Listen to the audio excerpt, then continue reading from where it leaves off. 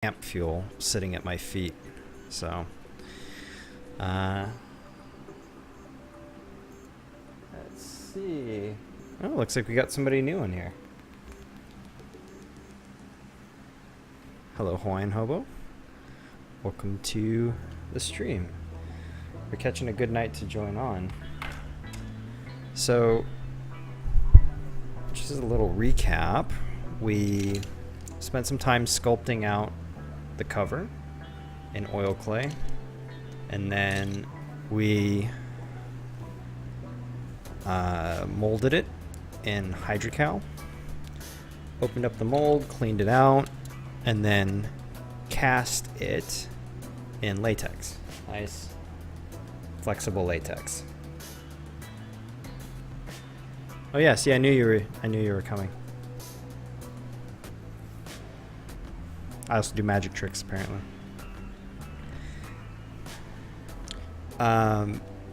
So now we have a latex copy of the book cover. And just sort of give you an idea, I have another one here. You can kind of see what's going to happen with it. Is it gets wrapped around the outside of a book. And this will make a sketchbook. And I have a pre-weathered book that I have sitting around, so it'll look all spooky. Just in time for Halloween, right? It's got a little bent sitting up there. Hold on. There we go. So, what we're doing, the last time we got together, I would just put some color down. We mixed up a special type of paint that's good to use on latex. You have to be careful because this stuff is actually extremely toxic. I have a fan howling away behind me to hopefully keep the airflow down. But it's 1 part oil paint to 5 parts rubber cement, and then thinned out with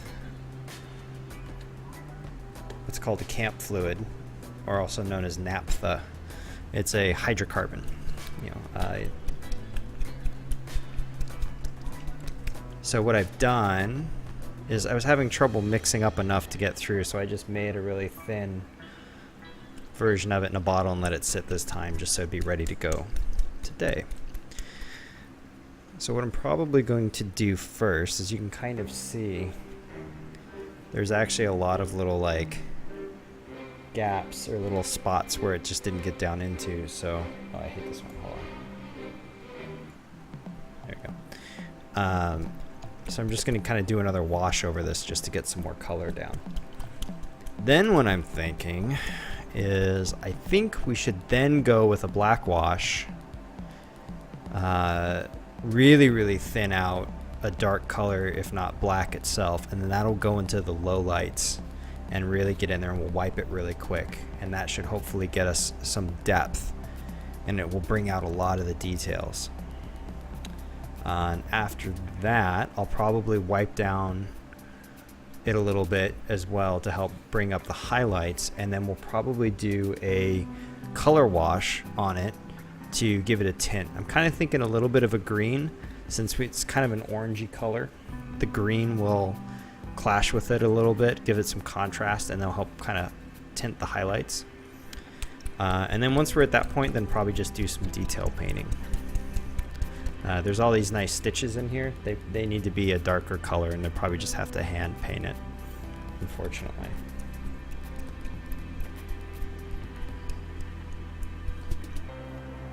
So that's kind of the gist of, I think, how we're going to approach this. And then once that's all done, then the last step will be to actually fix this onto the book. And I don't know if we're going to get to that tonight. Just depends how well this stuff dries. It's kind of a good thing and a bad thing. This stuff dries really quickly. It's kind of a bad thing in the sense that that's because the chemicals used in it are so volatile that they flash out of it really fast. So it's maybe gives a little bit of an indication on how toxic this stuff can potentially be. But oh well. I'm sure if oil workers can live as long as they do, then I can survive a little bit of this. So, all right. So I just went and got a chip brush, because that's the other thing, is that this poor brush from last time I don't think is necessarily going to be usable again, since I'm pretty much just coating it with rubber. So let's see how that detail cam is looking for this. Yeah, that detail cam's a little orange. Let me see if I can balance them out a little. I'm going to cap this while I do.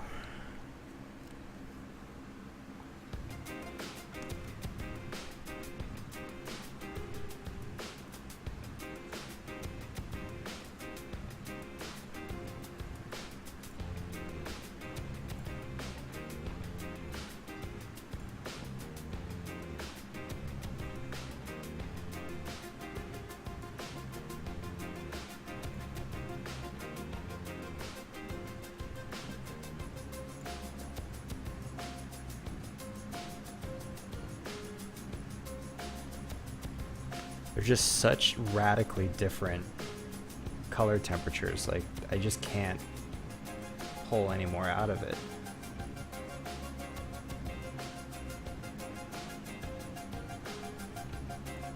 Oh well. So it's kind of interesting because the main camera is a little more tan looking. I actually wish it looked this color, but for me it's a little more true. The detail one's a little more true to the color we have. But this is a little redder than it is, or at least what it looks like to me. So you can use your imagination.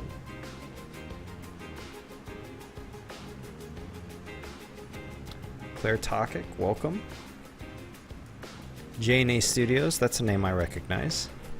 Thanks for stopping by, guys. Let's see how we do just getting this down real quick.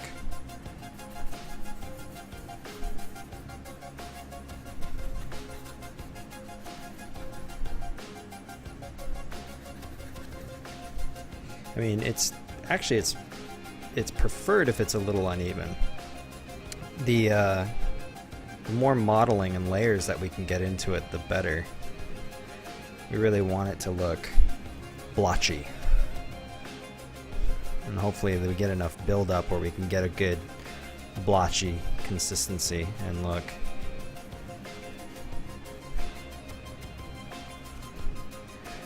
The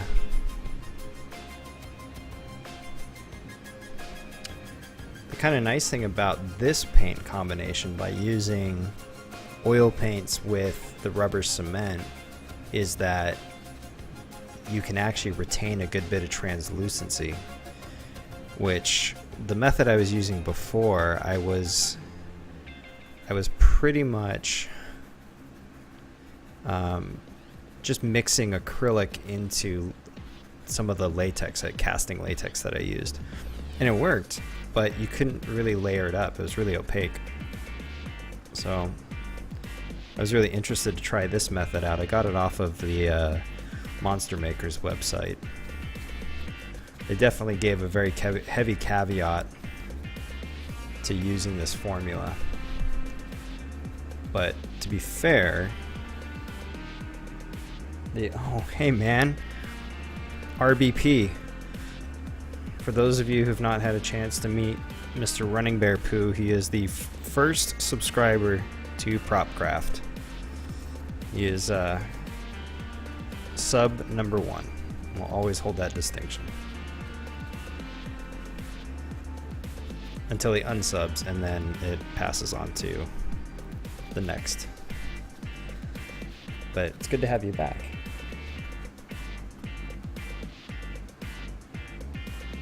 No worries, Hawaiian. I'm trying to do this every Monday, Wednesday, Friday at 10 o'clock Pacific Standard Time. So feel free to drop in. I think next on Monday we'll probably be gluing the book together and finishing it up. So it's a good one to drop in. Otherwise, we're still deciding on the next project. But absolutely thank you for stopping by. I really hope to see you again on the next time we stream.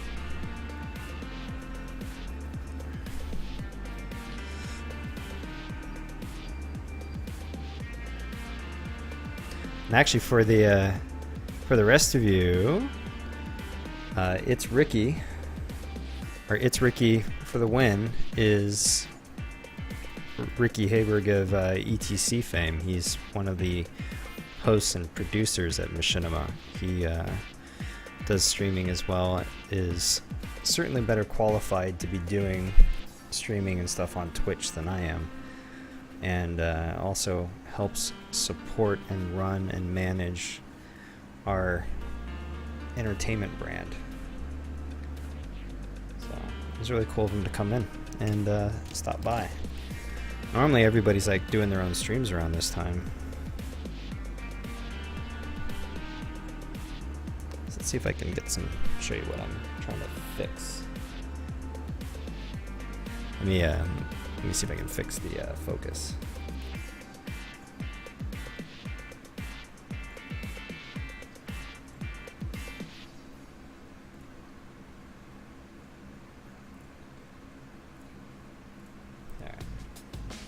So, okay, we can kind of see it here. There we go. So you can see where it wasn't painted.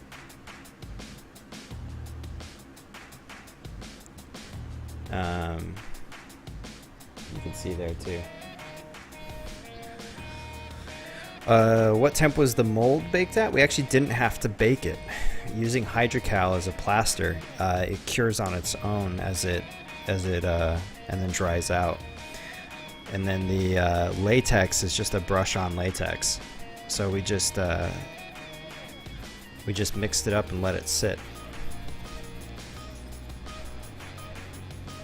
If you are extremely bored and have nothing better to do, you can actually check the links under this video for the YouTube page for PropCraft. I haven't really done too much with it, but I've been making sure to put the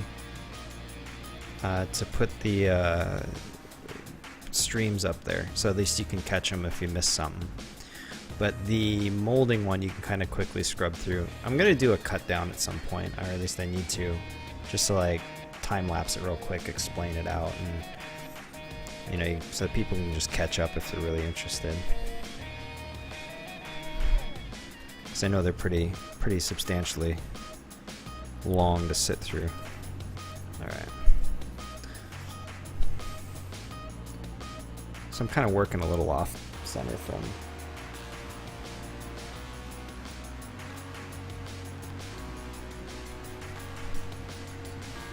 All right. I think we've gotten a pretty good cover. I'm gonna keep this handy. It's a good little latex wash. I may who knows, maybe I'll use it on the spare cover and rip out another one. But the black wash is gonna really fit in anyway. Oh, that's kind of weird. It's expanding the latex a bit. So it's kind of like bumping up.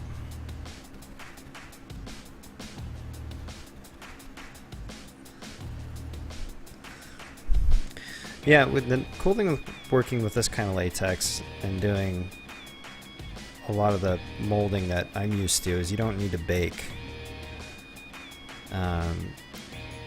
You can, I think, like you get like foam latex and stuff like that. You have to get really specific in how it's done, and you have to bake it at certain temperatures. And I'd love to try that someday, but I know jack about it at the moment, so it would be a bit risky to try. Stram Jam, welcome.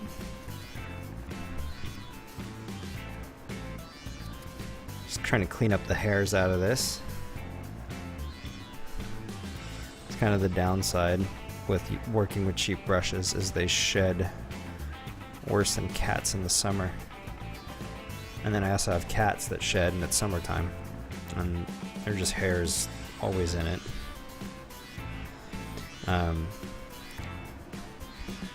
But yeah, I don't know if you can really tell, but I mean, we just painted that and it's already pretty clean. So while this is drying,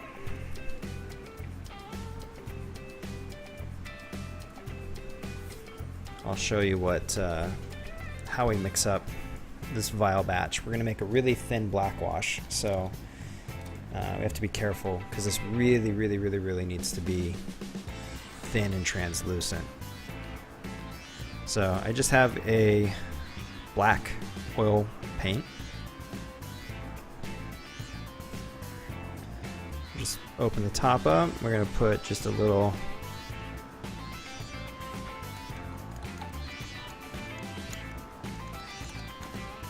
touch in there. There we go. See, just a little dollop will do you.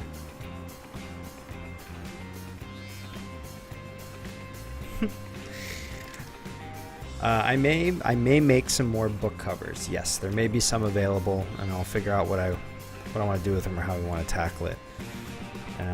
Having a little bit of money in the door actually helps buy crafting supplies, and I like to be able to support the habit. And if we get enough together, then we can actually buy some really awesome fancy crafting supplies and do some really cool stuff. Like actual professional grade silicones and all that kind of stuff. So I would definitely like to figure out a way where we can pool our resources, I guess, and share getting some better supplies. Okay. So there's some nice toxic rubber cement for you. If you can, stuff will mix in there. Pretty straightforward. Now this stuff, can't really tell because the cameras aren't color balanced that well, but it's got a very light blue tint to it.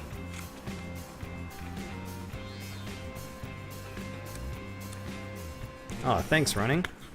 The turnaround time, oh gosh, it's really tough to say because I put a lot of time into the sculpting itself.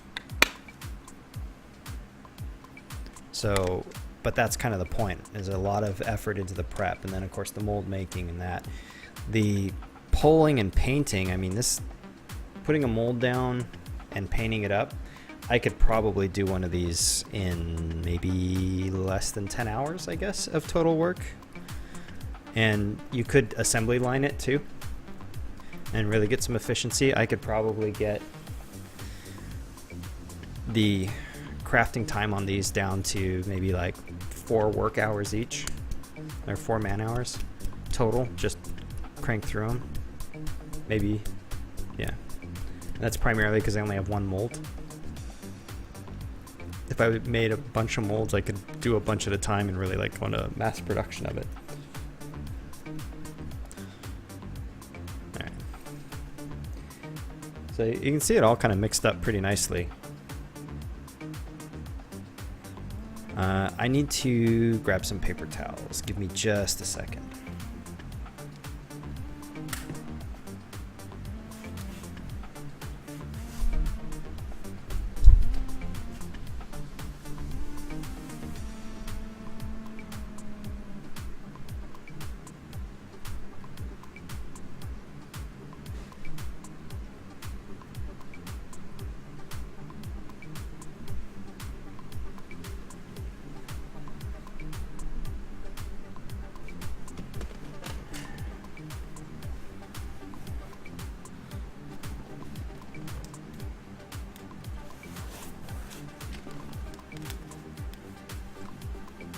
There we go. Hey, Jen Rachel. Didn't see you come in.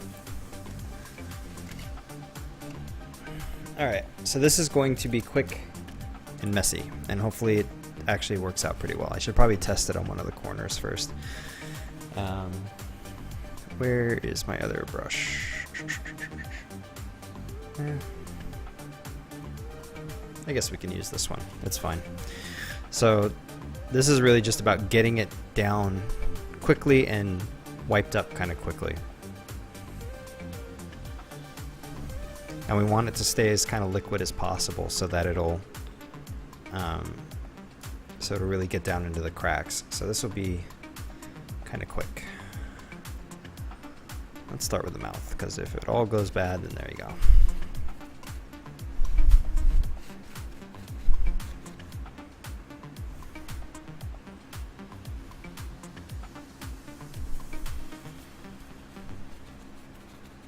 And of course I drop.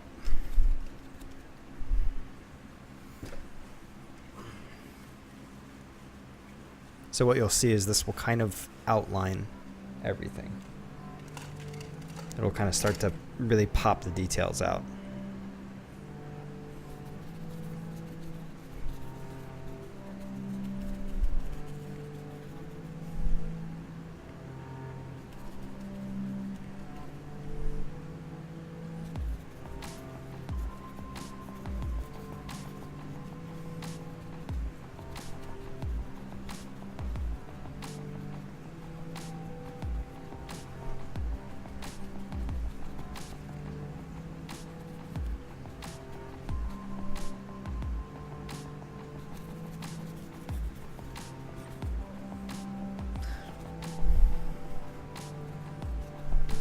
That's all really a wash does, especially a black wash. It's just meant to just settle into the cracks and crevices. The capillary action will help it want to pool into the lower parts and stay away from the high spots. So you'll get like a really nice collection.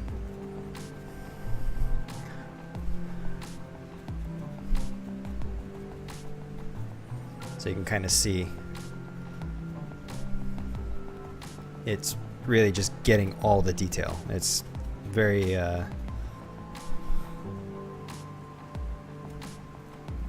intensely showing it. Let me see if the other one shows it better.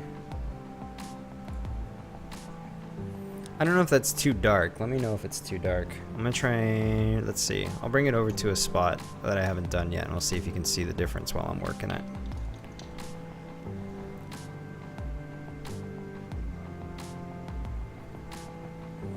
So you can see like right in here, yeah, I guess like this little bit here.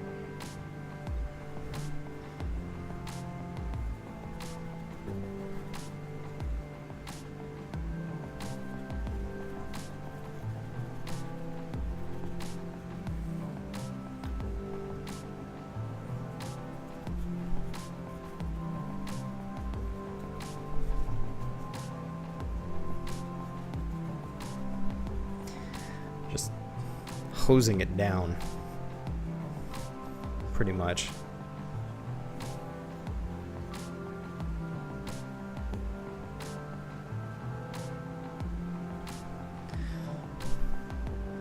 Yeah, that accumulation it's exactly what we're wanting to do. So this should really bring out that checker pattern. You can really see that it'll help lift it out. And this is actually a really easy way if you need to add depth and texture and paint a textured surface. Paint it with a mid base color, then hit it with a black wash, and then you dry brush it with a highlight color, and you get yourself most of the way there. I mean, you don't really need to do more than that if you're doing, say, like a haunt or something like that. Just requires a quick turnaround of your time. Let's see.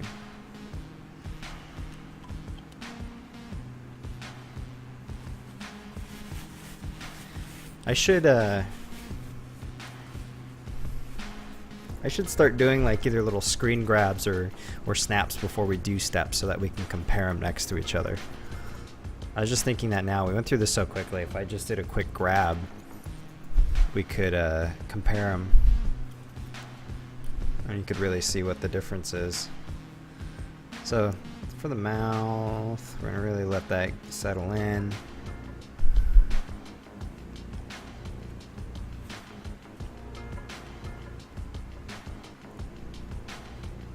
That's freaky as hell.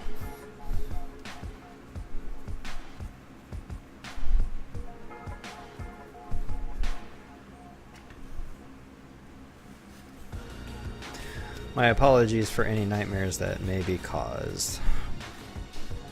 Alright, that one a little bad.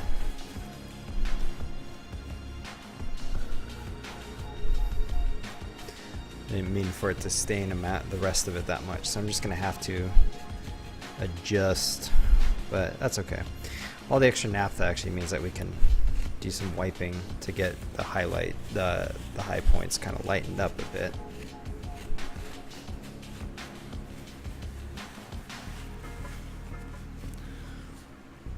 So let's going to go with the dark in the nose, maybe the mouth a little more. We'll just kind of run with it. Using my fingers for this.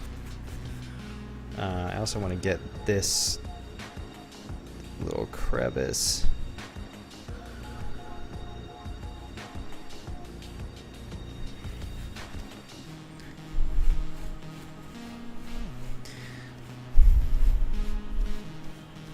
Yeah, this is getting a little too dirty in this corner. Not entirely pleased with how that turned out. So let's just go with the whole kind of face being a problem. We'll do this. Make it so it'll help offset it popping out, I think. So we'll just increase that scorch mark to include the whole face.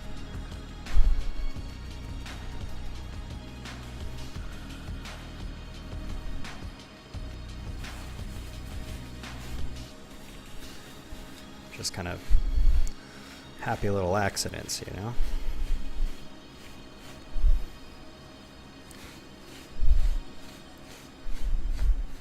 So you can see when I'm wiping how it actually will wipe some of the high points off, which is what we want. But overall it's getting a nice like dirty look to it, which is good. I like that.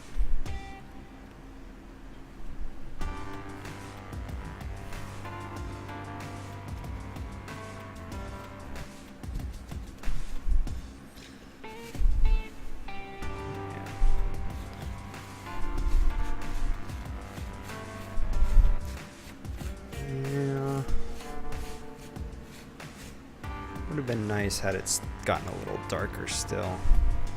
Maybe we'll mix up another batch of wash and go back over there to help just balance it out.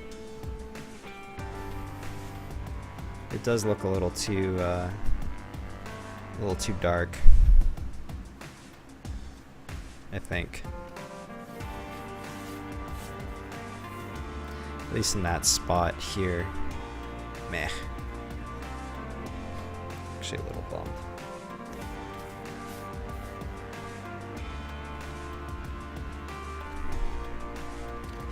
Alright. That was really the mouth. I think if I didn't go so crazy on the mouth, it would have held up okay.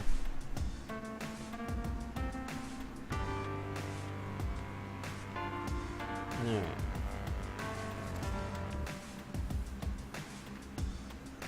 Ah, thanks, man.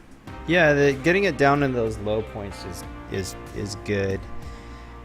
I can come in with a little more of an opaque and clean it up because I don't want it to get too muddy, right? It's still a little too light up in some of these spots. It could definitely do with another wash to help tone it down, and then maybe we'll do a little bit of a wipe to a naphtha wipe just to lighten the highlights a bit, and then hit it with a color wash.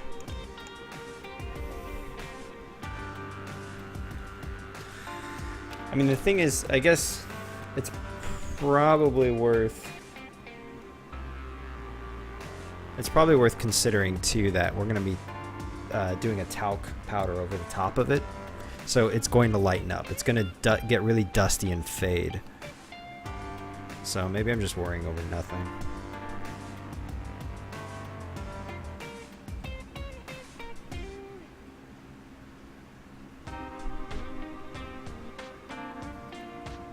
Just mixing up our next batch of wash.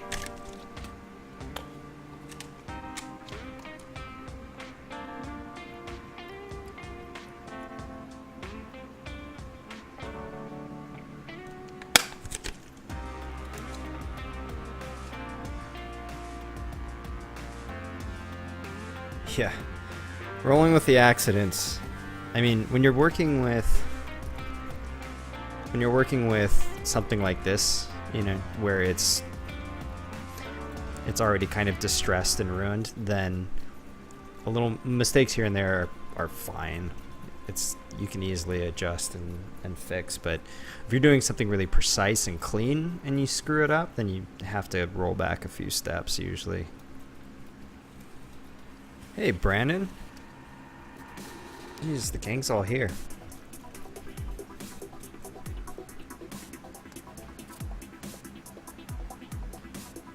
And Steer Knives, welcome. Always good to have some new faces in here. So Brandon, so far you've just missed us accidentally dumping too much black over and making this sort of charred face. But we're just gonna go with it and pretend it was on purpose.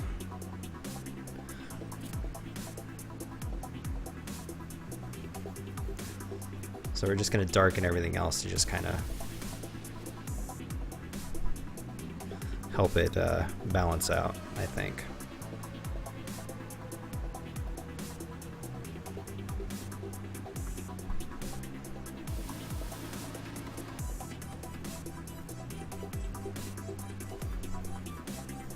So I really want to get that down in between the stitches. I mean, if nothing else, that's really where I want to have that get in there, because that'll help that stand out.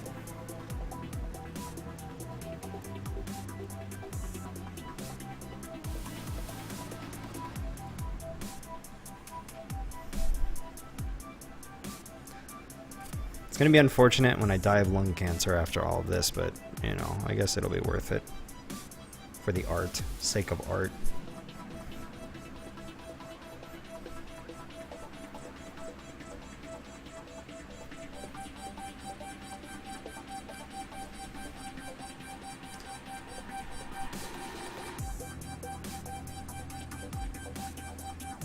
Maybe I should be doing wipes with this when it's this wet.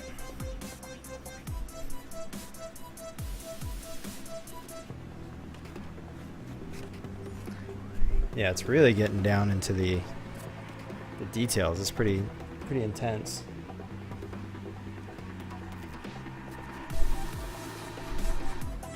I think once we're able to take the time and paint the stitches out, it'll really help them pop out. I think it might be worth like throwing some color into the gashes in between the skin too. I don't know, maybe like reddening it a little.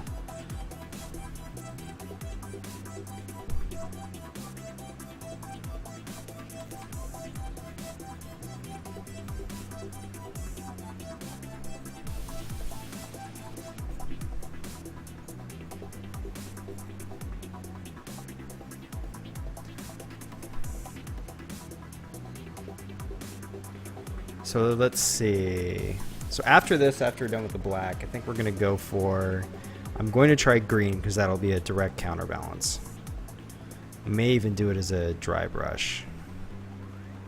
I mean, really right now I'm just trying to get the depth. Give it some dimensionality. So that's even a word. Oh, that did not do what I wanted it to do.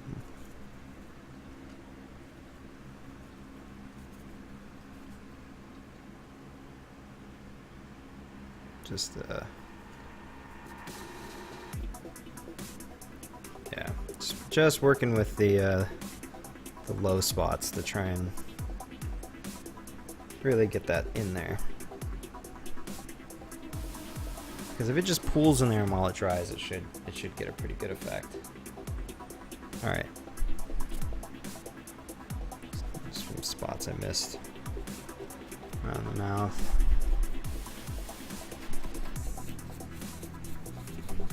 So I'm going to really get aggressive with the teeth here, and you can see I'm actually pulling the color out of it.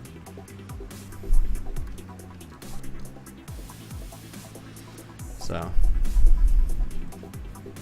see, it's just taking it back down to the latex to get this kind of gross maw effect.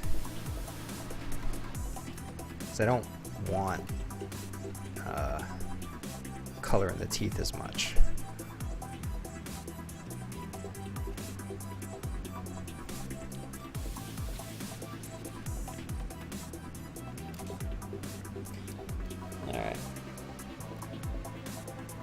Let me check it back on the wide cam. We'll see how we're looking.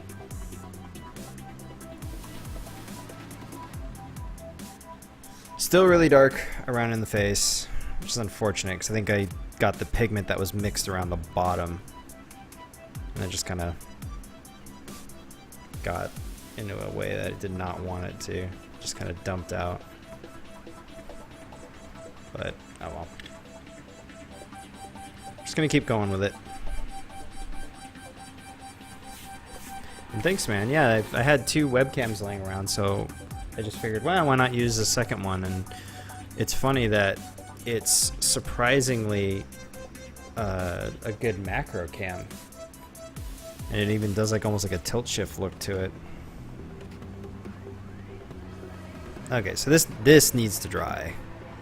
I can't do much with it right now, and it's actually a little oversaturated.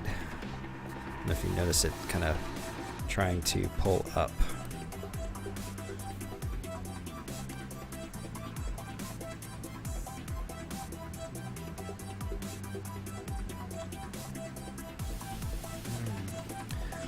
So I'm trying to think if we should take a dry brush approach and use that, and we'll kind of, or maybe we model in some colors. Maybe this is a good time to actually just add some sort of blotchiness.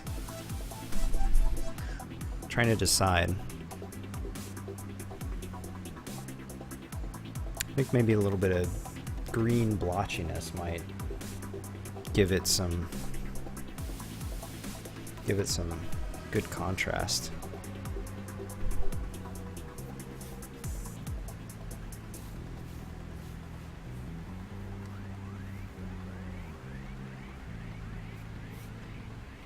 Let's see.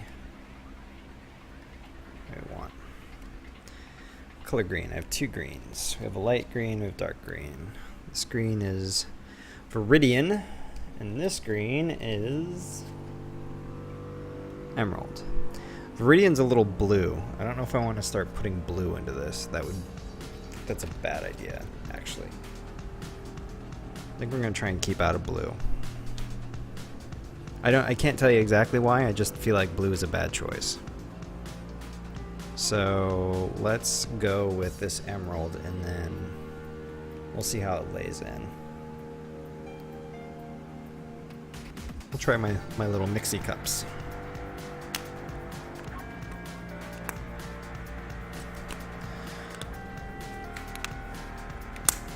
Just getting these out of the way. So let's put a little dollop in here. So this is not going to be as thin, so that's why I'm using a mixing cup like this.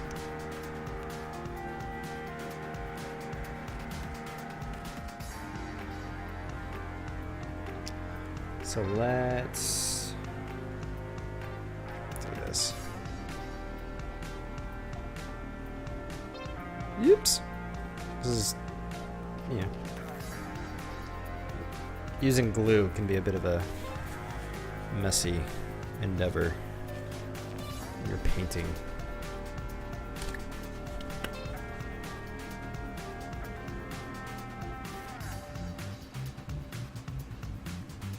There we go.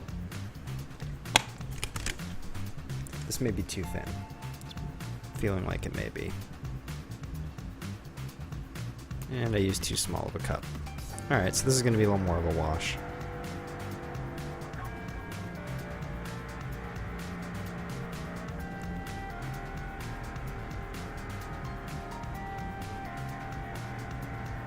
Yeah, this is not what I want. Alright, I'm just going to cap this. So what I really should do for this... Oh, yeah, my tattoo.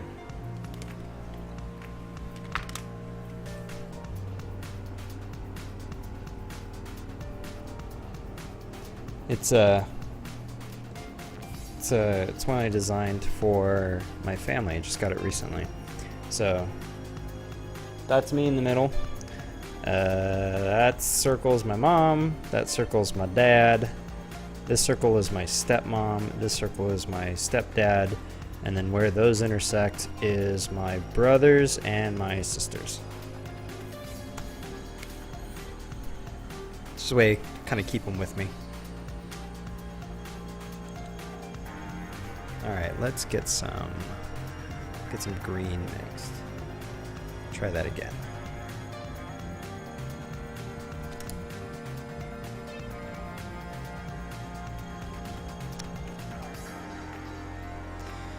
Kind of wondering, really wondering how this green's going to turn out.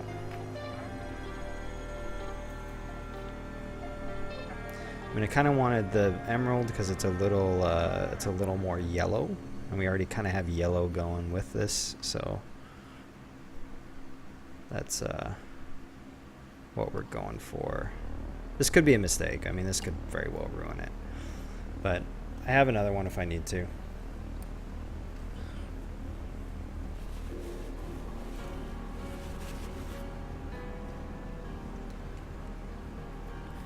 So, should have gotten another mixing paddle, but whatever. Yeah, I almost wonder if we really even need to thin this with naphtha, but I think it may be a somewhat vital part of the formula, because I think it helps just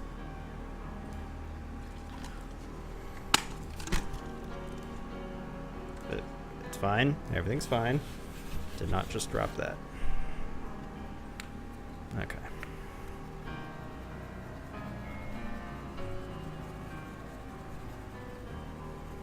See, it's a little bit... Don't like the color. I'm gonna throw a little bit of this in it. I'm just not liking the color. Let's put a...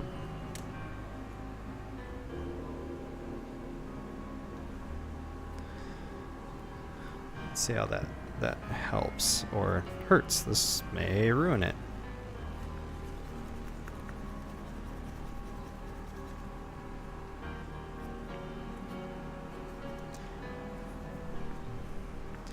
I'm terrible with colors, though, I'll tell you. Like, I am not good at coordinating different colors. It's like one of those things I should probably put some very specific effort into, so I get better art as a result.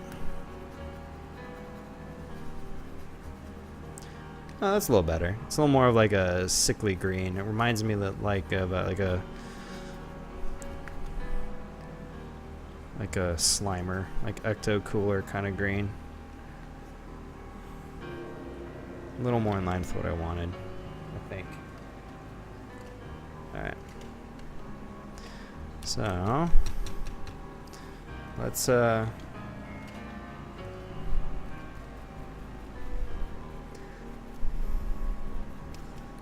that's way too bright. Way too bright. No bueno.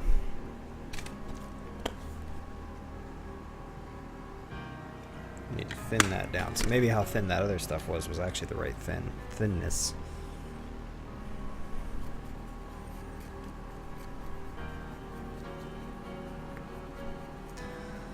I may actually add some of our original brown back into it just to help get it a little closer.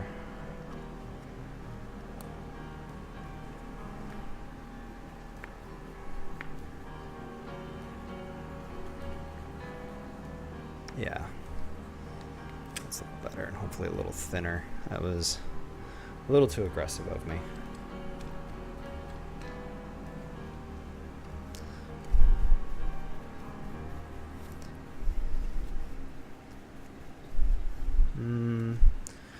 Still too bright. I'll fix that. I'll have to go back in and just repaint it a little bit. It's a little more opaque than I was expecting, I think.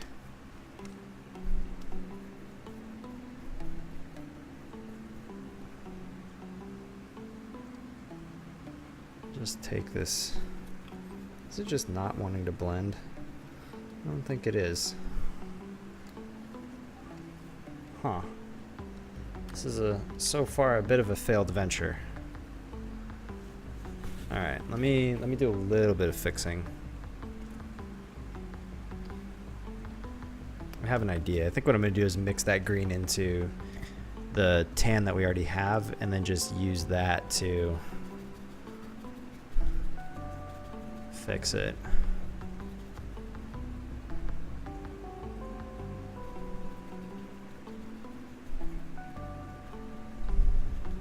I mean, that's better.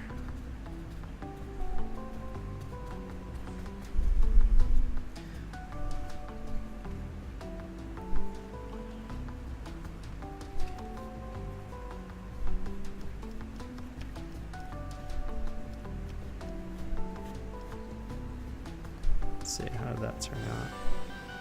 It's better.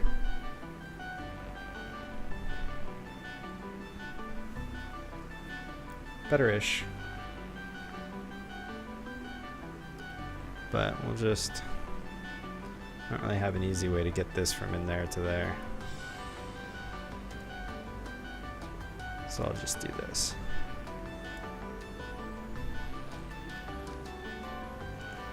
I mean, it worked back. It's like, it's fine. It's still a little too minty.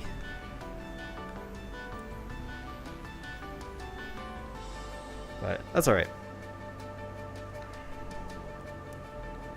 I'm kind of experimenting with the color theory a little bit.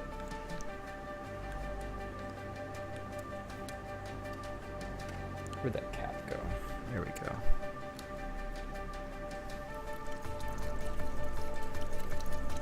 I mean, this is good to go back to because it'll help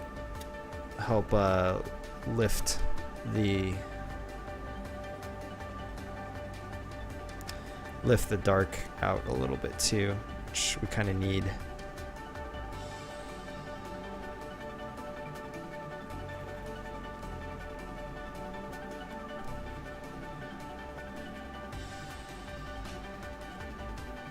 All right.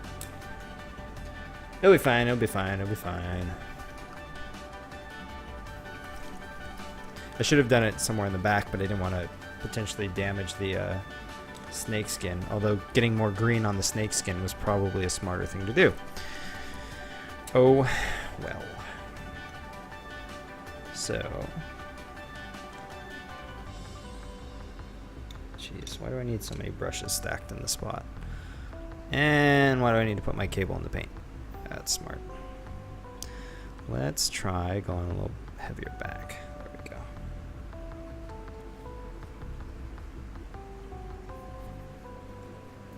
There we go. Let's mix this down.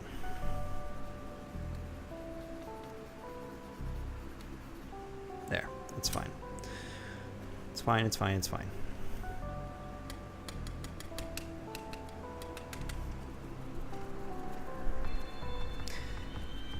There we go. I think that's what we wanted.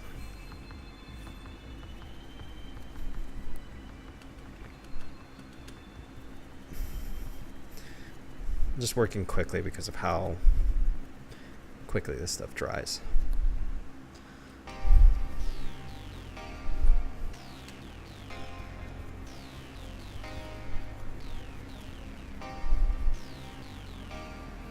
So that's good. This is good.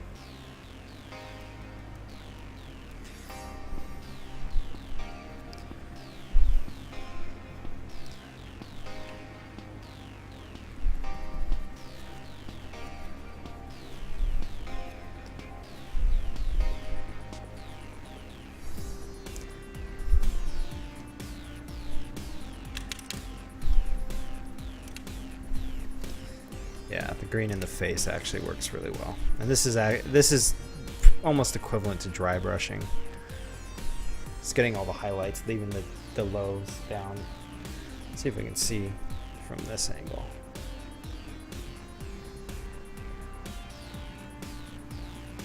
So yeah, you can see much better how it's layering the color in a lot better, right?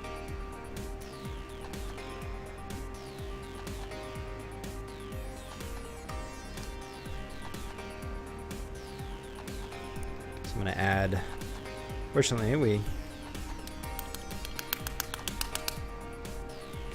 already mixed up a little bit of green, so we can actually work with this.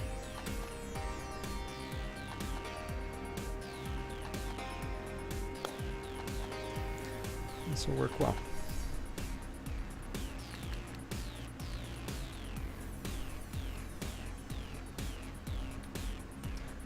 Very cool. Very happy. It was my fault. I was going with such a bold color like that. Stupid camera cable. There we go. Really wants to be right in the mix, literally. Okay.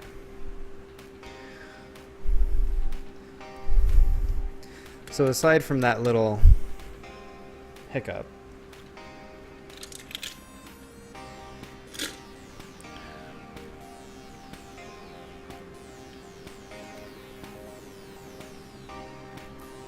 this is actually turning out pretty well, I think.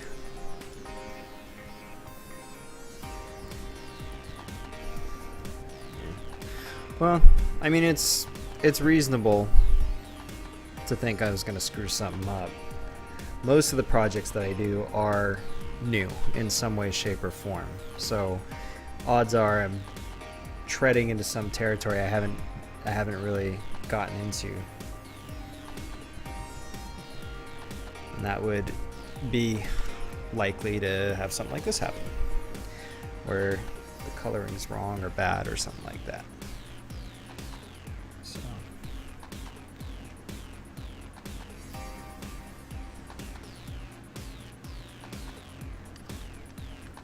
but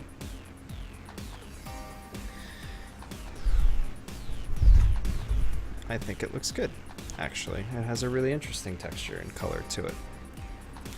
And the green really is offsetting against the sort of orange of it. So it's working out.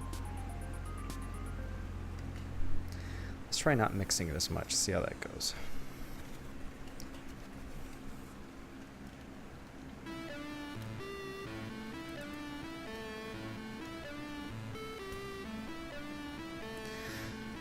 And let me know if the camera angles are either too like out of focus or too dark or something like that. Just let me know, because for some reason the screen replication doesn't come through as well on my side as it does once it makes it to Twitch and then YouTube. So it looks like dookie poop. Just let me know and I'll tweak it. So there's definitely some spots that we'll need to probably fix with a brush. Some of the low spots.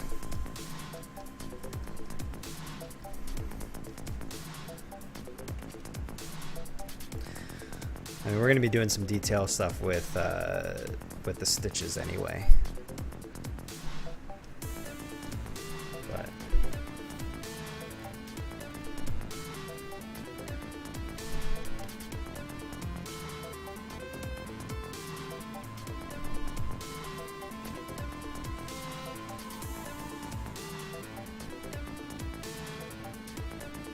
thanks, Ricky. I appreciate it. I think it's been a really, interesting path from start to finish. And I'll tell you that a lot of times I don't even have the end product fully in mind. Like doing this, like I was just kind of like, oh, let's try doing some opposite color mixing to really go for some depth, because I saw it referenced on a show once.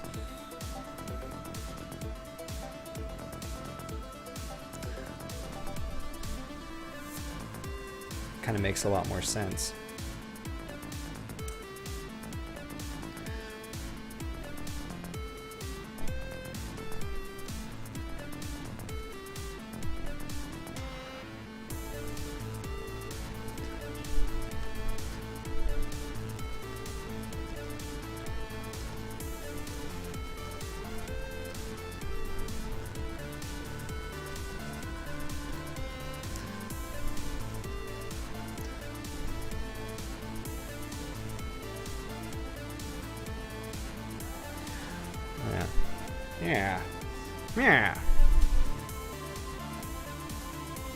Yeah, see? Sorry. I've gone back to listen to some of the old ones and hear myself making stupid voices, and I can say they are not my forte. I should leave it to the professionals.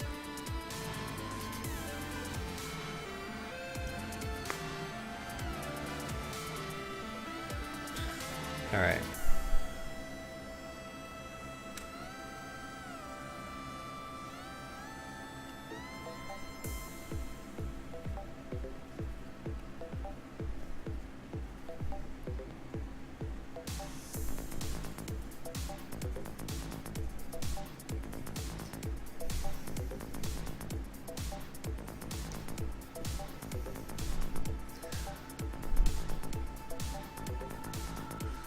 Trying to work it down to spots that are still a little bare.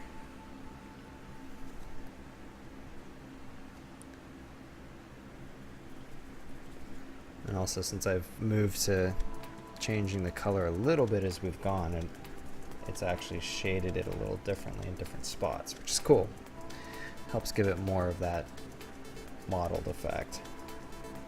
So we'll just try and quickly, before we run out of juice, to get back and drop that into some of the other spots.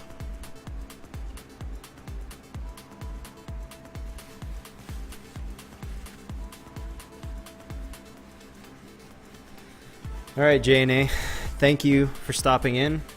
If you wouldn't mind, drop a subscribe. Check out the YouTube channel too. I'll always post the ones running on there, and that way you'll stay up to date. I think the next one we may sculpt out a little buster. That's what I call them, a cat. It's not a macaque, that's a monkey, but yeah, just like a little figurine. I think might be the next project.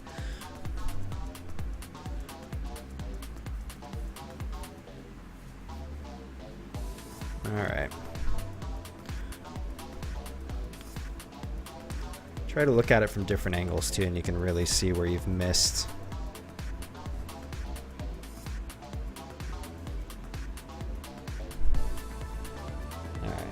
Might as well just keep using up this brown to get it down to spots that we didn't get right. So let's see. Kind of helps blend it a little too, I think. I didn't realize I missed so much around the nose.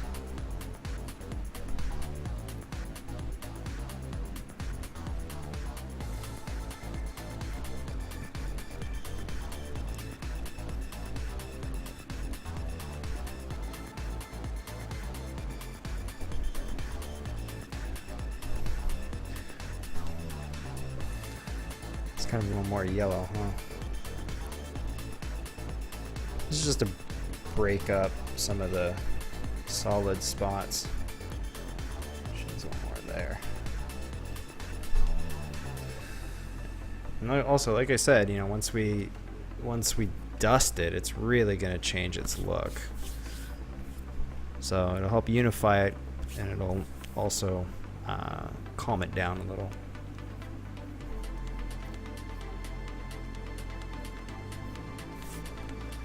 Better?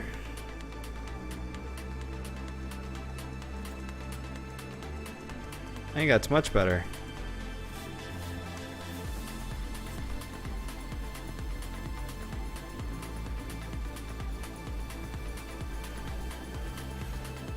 I got crap all over my hands, but kind of has a really, really nice finish to it. And then, you know, we'll get some Q-tips and go and clean up the eyes so that they really pop.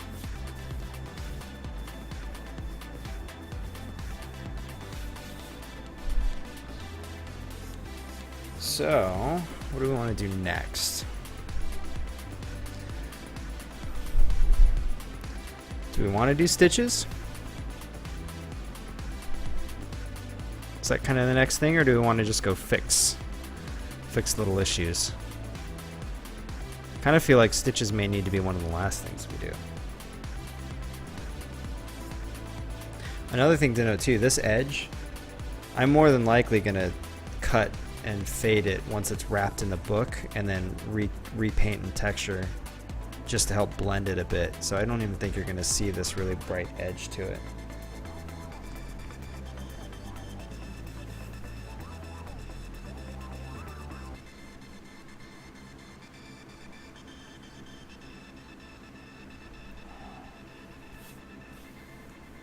Let's see. I'm trying to decide.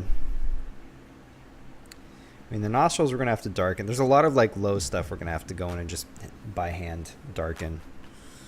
I think actually let's do that. We're going to do some like really sort of fine brush painting.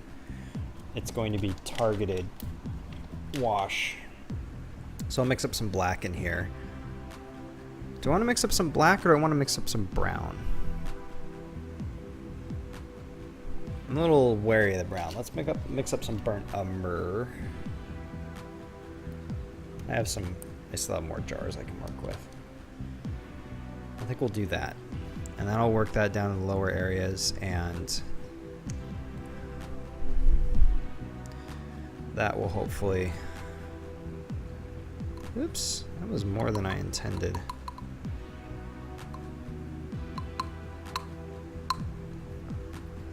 Oh well, whatever. The other stuff may have been a little too thin.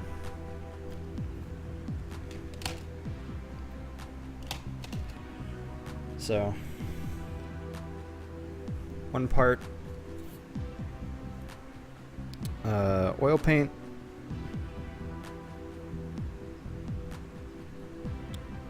5-ish parts rubber cement, and then thinned with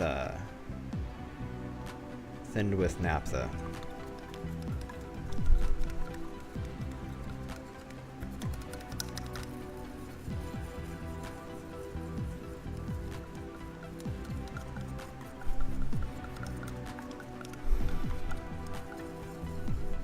Yeah, I still need to kind of lock down what the next project's going to be. I mean, we're running out of runway on this one. It's going to be done.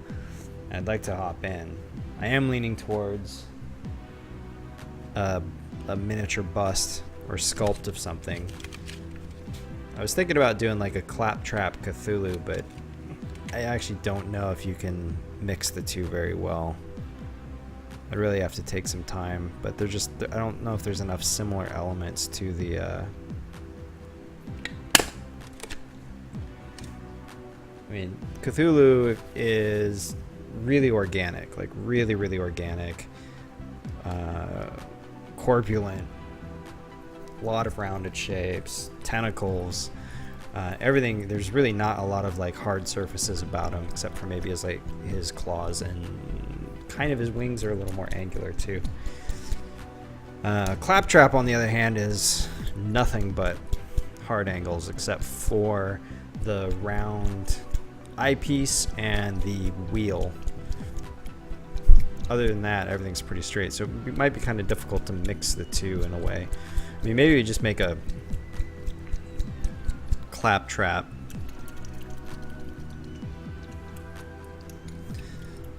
like just as is. I don't know. Still been kind of like mulling it over. I don't think I've really hit on an option yet. Alright, so we need actually a bit of a fine brush for this, I think.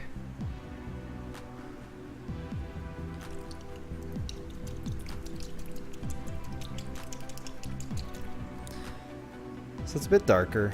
Maybe I should add some black. We'll see how it lays down.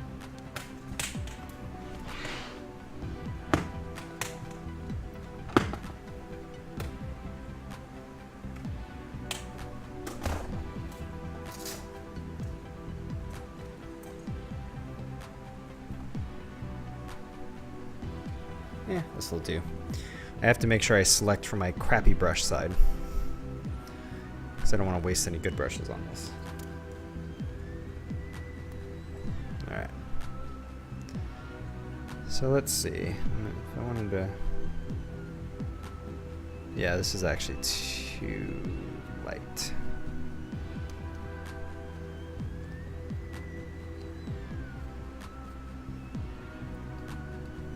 Just a little black.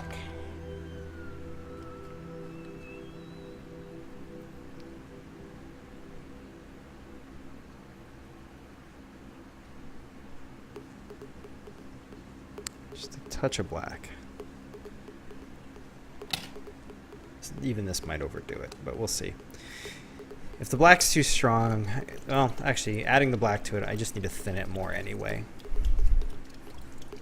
So the inside of the nostril, let's see if we can flip this around so you can see.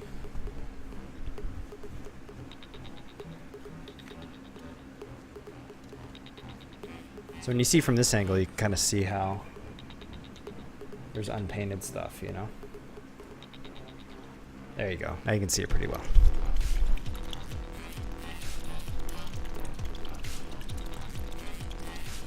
So it's all those little odds and ends we want to take care of. That's better. This is actually more of the color I was expecting. And yeah, let's thin it some more.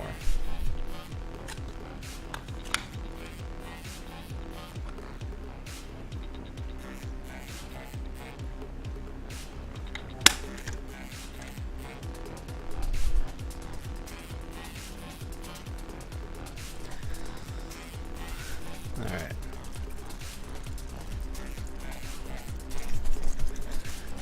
Yeah. You know, another thing, just totally side related, is I actually am kind of curious what you guys think of the background music. I specifically went and tried to find royalty-free stuff that I could just throw on that I wasn't worried about getting muted for. It's actually totally legit to use on YouTube, so I know it's safe. But it may also be obnoxious hearing the same stuff. I can always go try and download some more. Or if it's unobtrusive and not a problem, then I won't even worry about it, and we'll just keep going. Alright.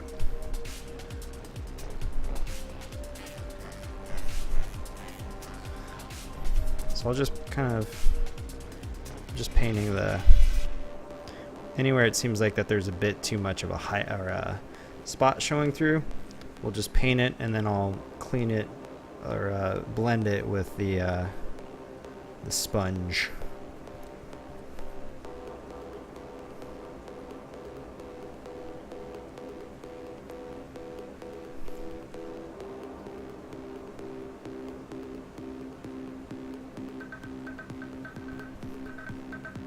That seems to be good.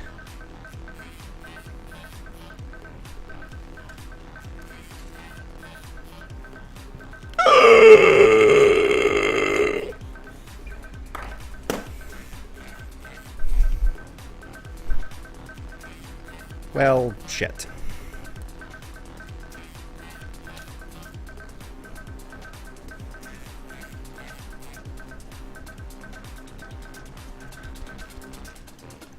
All right.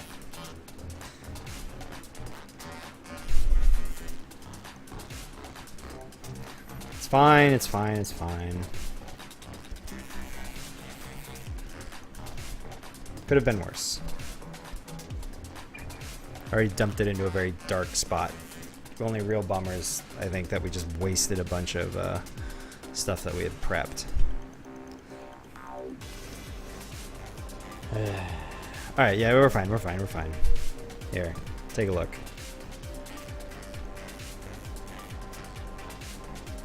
I mean, it just right in there, which is kind of okay. Maybe something we'll just run with it, and like I'll go back later and get some like black kind of tarry looking stuff to have it like running out, make it look super gross.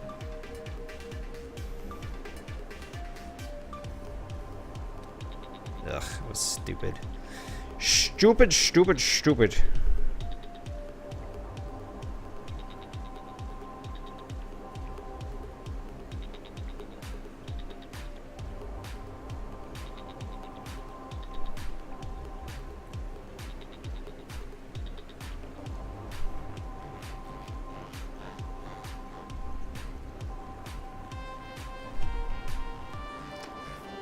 Oh well. Could have been worse.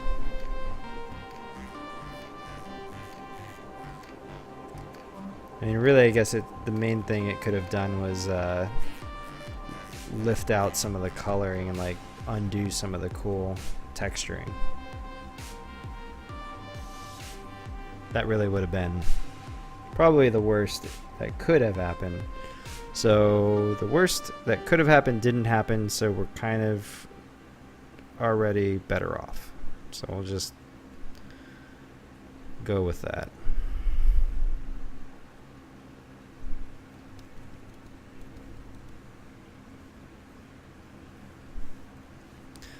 So yeah, I'm just trying to rework the dark down into the spots. I mean, the face is really what's going to be the most important, because it is what you'll see on the front of the book. It's what that's probably going to get the most time getting looked at. So I'm just dumping some into the eyes to help get the corners. Oh well.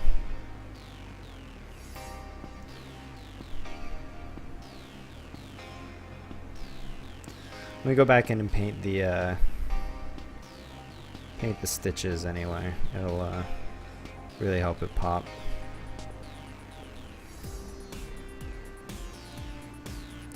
Yeah, you can see those spots I'm missing from the top.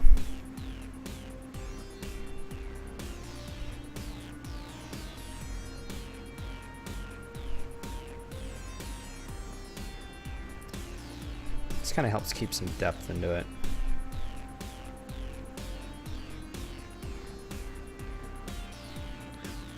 You know, it's funny to say it could have blown up, because considering how flammable a lot of the materials we're working with are, fire would actually be a very real danger. I actually have, that's always kind of worried me in the back of my head, is that a lot of the chemicals and stuff that I have in my shop really would end poorly if there was ever sort of fire. And we keep, actually, one side of the room's a shop and the other one is where we keep some of our animals, so it wouldn't really end well for them either, I think.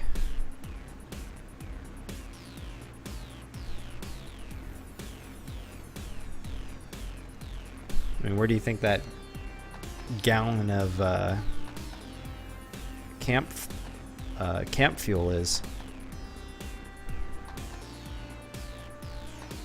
All that extra latex, lighter fluid, just flat out lighter fluid, probably about like 20 or so cans of spray paint. I feel like a 4th of July.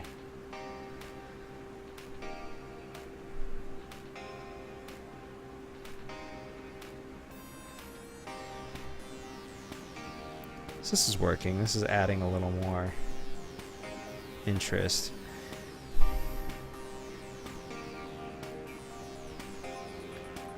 I actually like this. This is good. This is a good way to spend tonight. I kind of want to just take it till I finish the cover so I can talc it. I really am curious to see how the talc will affect it.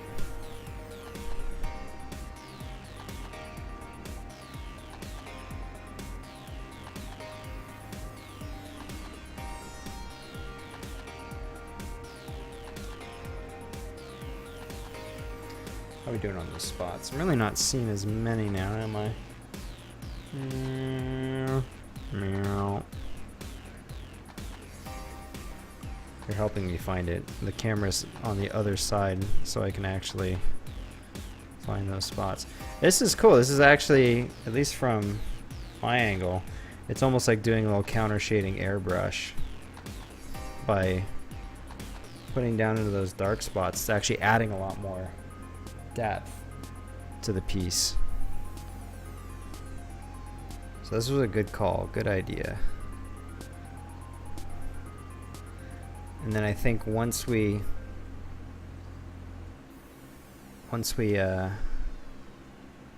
lay in the dark for the stitching, it's really gonna pop out.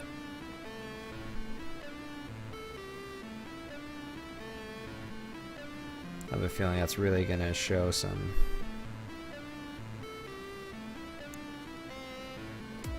Because you think right now you have this sort of the color of it. Gosh, Is it worth trying to add some red? I was kind of thinking about that. What if we added, for as dark as it is in there, what if we went in with a little red and tried to work that along the stitch lines? So then you could get, it would almost look like a little like sort of irritated and bruised. I don't know. So, have I played Spyro? I think I did a little bit, but not too much. I don't know why. Exactly. Just wasn't one of the games we had. Why do you ask, sir? What is so interesting about Spyro?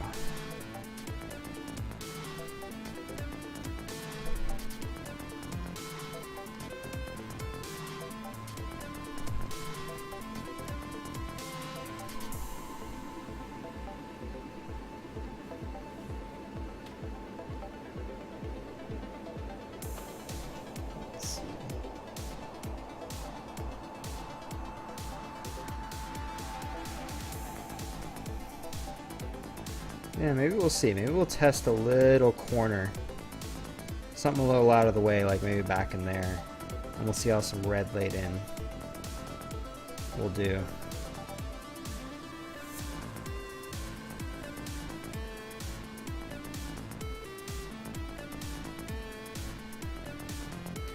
May really give it some oomph. May make it look like Dookie Boot too. Failure is always an option. Sorry, pigment feels like it's settling a little bit, so I just need to shake it up. So just kind of keep turning it so I can make sure I'm not missing any spots. I feel we're kind of okay here. A little spot there.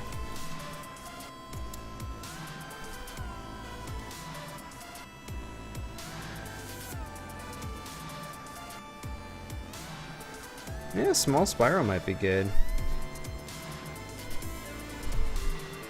Trying to figure out what options I want to do. I mean, you can always go with the classics for sure. I was also thinking maybe trying to go something contemporary, something that's kind of in the zeitgeist right now. So that way, you know, I can almost flag it as the game. Maybe, I don't know. I mean, Destiny is kind of the bee's knees at the moment. I'm actually considering whether or not I want to buy a whole Xbox One just to get it. I mean, it's actually because Dragon Age is coming out later too, so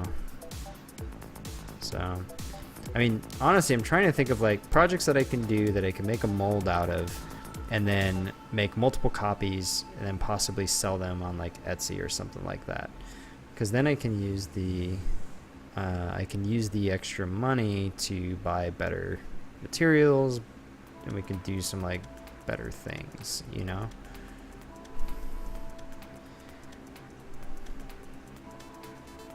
It would let me reinvest it, and we could do some more castings and stuff, which means I can make more castings and, you know, start getting that way.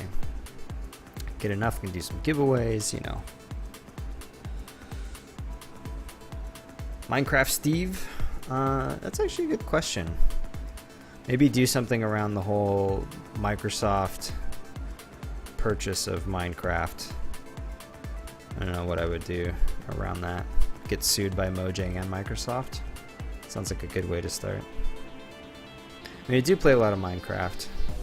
Maybe the Cthulhu idea would be something that could migrate onto Minecraft really well. Do like a creeper or something. I mean, the End Dragon already has sort of the wings and that going on, but I don't know. Doesn't feel like there's really a good match necessarily.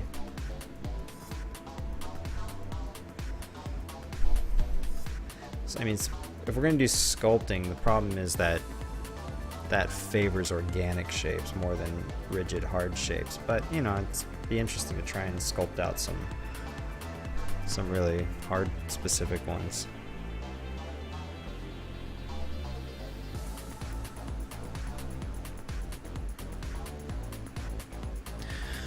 Slow going, slow detail work.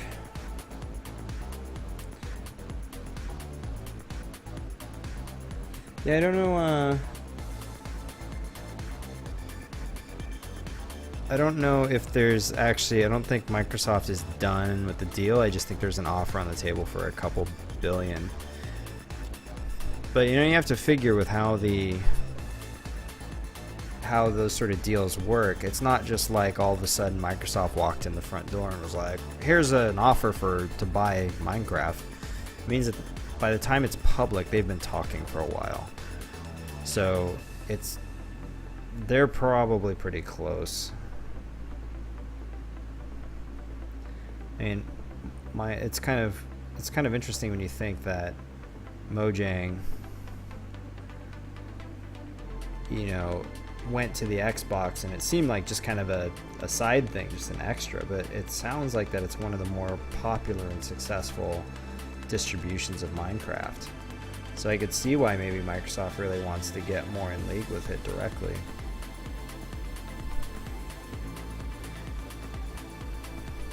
And honestly, I think it's smart. I mean, Mojang has tried to make other games other than Minecraft and have not been successful. Minecraft was a fluke. It was a one-hit wonder kind of thing, and it's super great, and they've merchandised and gotten the most out of it. But I think it's smart of them to sell. If they had made other titles and really showed that they knew how to make games that people wanted to buy and were repeatedly successful, then no, it wouldn't be smart for them to sell it. But I don't know. And really the question is, what would Minecraft 2?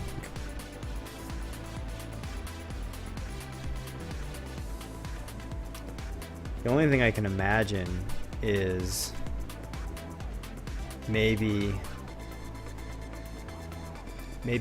Microsoft is buying Minecraft for the rights of it, and then maybe they're going to redevelop it under that name, under a better platform, so that it can actually do more.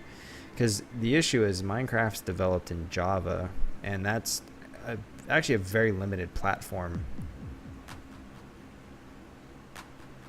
It's a bit ghetto in a way. I mean, it made sense what he knew how to do and did a really good job, made something really cool with it, but I think from a scalability perspective, it probably is missing out quite a bit.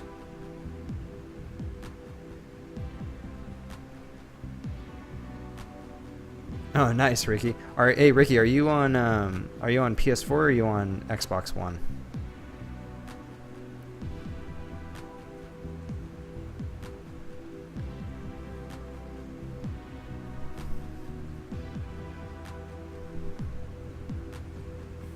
Although I ask that like it's going to affect my decision. I think I'm just, like I said, I'm just going to get an Xbox One. Excellent. All the more incentive. Gotta catch up to you guys. Although usually what happens, I'll get into a game right as everybody's like super into it and they're way too far ahead and then they bail. But I don't know. I dug the vibe of Destiny, so who knows?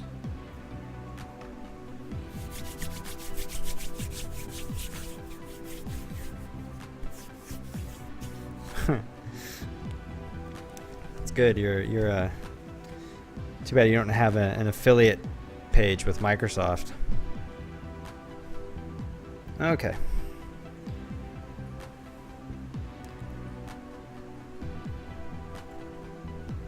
I feel like we're kind of done with this step, right? I'm looking for spots we may have missed, or some spots that could use a little more depth.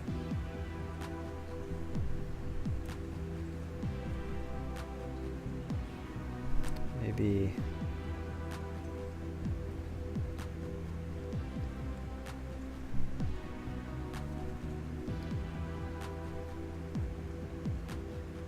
there are some folds in the skin and stuff here that help. Like this really is just like painting a little bit of a shadow onto it. Really looks nice.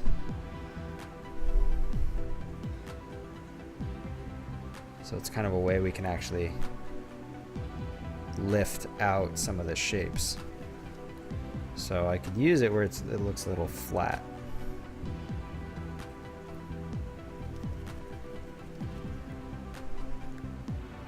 And all of this in here, I think.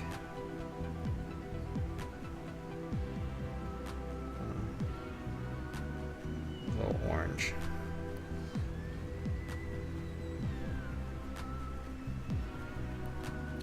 There, that should help give it some dimension.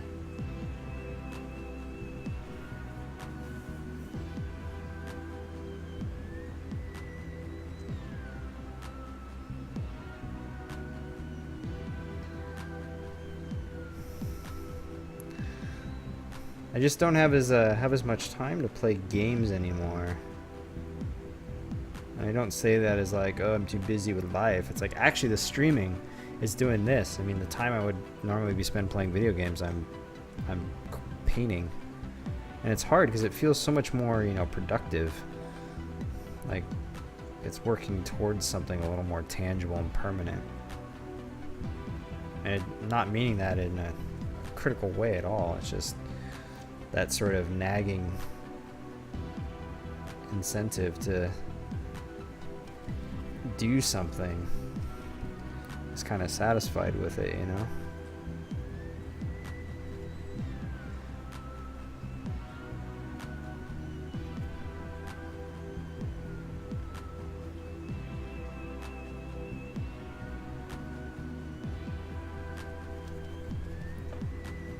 Just keep working some shadows in. I want to make sure that nose is filled up and got sort of the split right in the eye. And this here. There's this kind of spot there.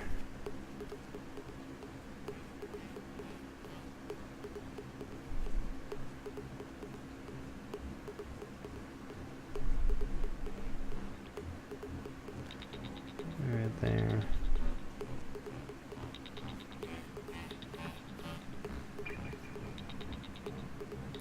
This is so it's actually helpful to have the cam so I can kind of look back and see, okay, where does it look really flat?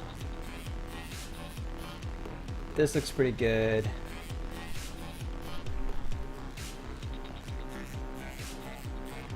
This is okay. It's a little bit in here.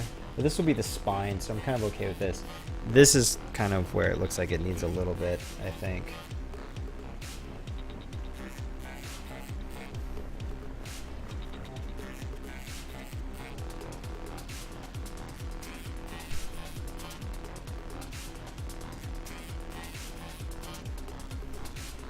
Uh-oh.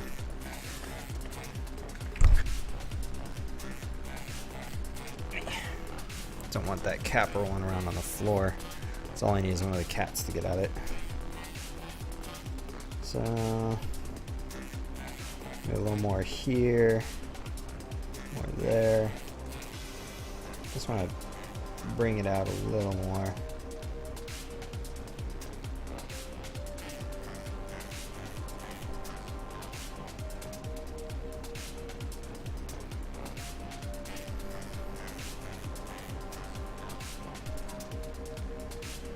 See, it's helping.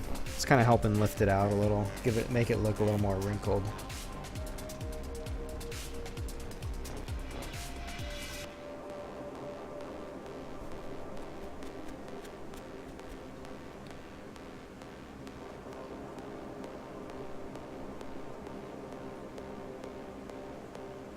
Yeah. Maybe just a little more in here to model it up.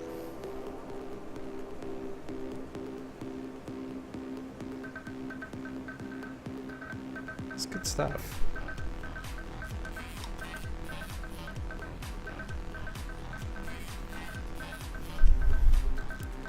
Maybe I should paint the mouth a little darker. Maybe it's too dark.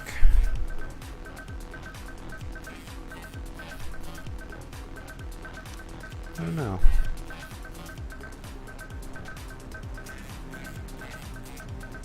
Maybe if we go back with the dark red.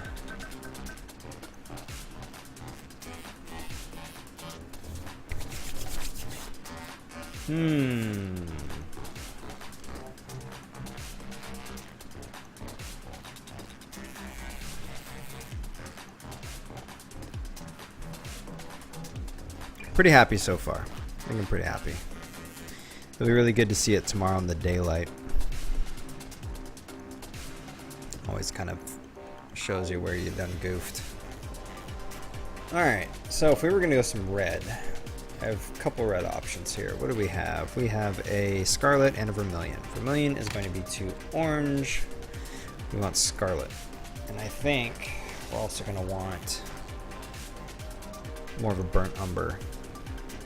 Because I think if we just go red, it's going to be bad.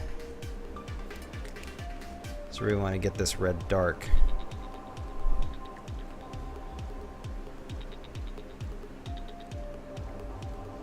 We'll test it, because this could be potentially disastrous. It's just like our green fiasco.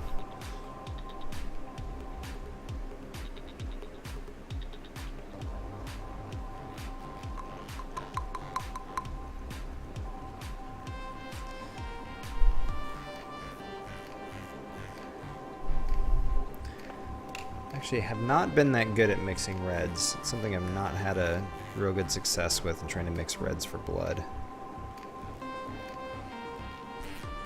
But we'll see. Usually what you have to be careful of is whatever color you're mixing it down with. Like sometimes you'll use a black or a brown and you'll find that it's actually a blue, a very dark shade of blue. So then when you mix it, you get purple. And that actually doesn't look bloody at all, you know. You can get sort of a cool darker blood, but you really it's so tricky.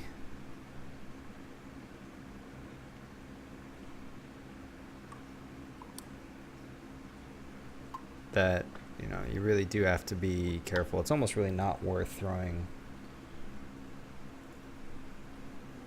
any blue in it at all if you can help. Hey Narcraft. Glad you can make it.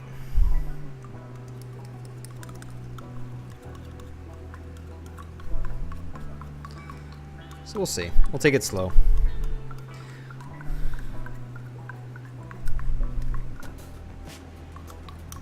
So yeah, you can already see this is kind of a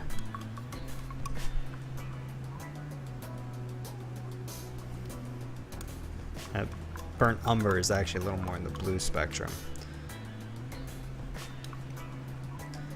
So what I'll do is I'm going to really thin this out, and we're just going to use it to try and just throw a shade into it, and hopefully that won't conflict too much. And we just want to kind of hint at it being a little red.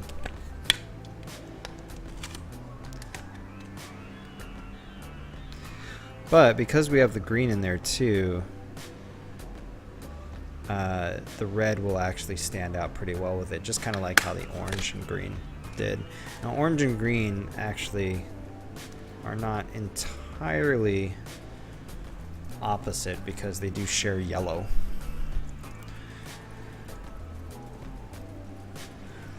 So Narcraft, what we did is we've just been painting. I think last time we put down the base coat and we've just been painting. Threw a black wash over it to try and get the low lights. Threw in some green, which initially went terribly, but we fixed it. Patted that over, worked the color through, and it kind of brought it to where you see now. A little bit of light spots there.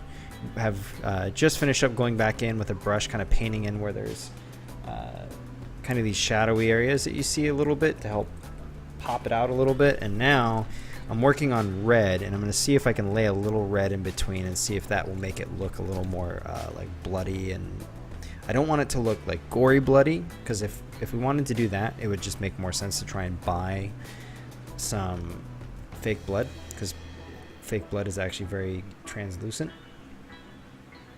or can be. This is just to see if we can get a little more an interesting effect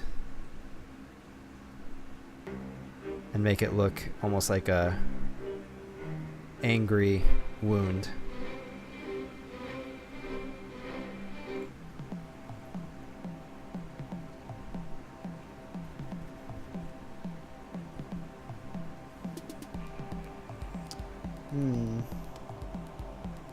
It's subtle, and that may be good enough.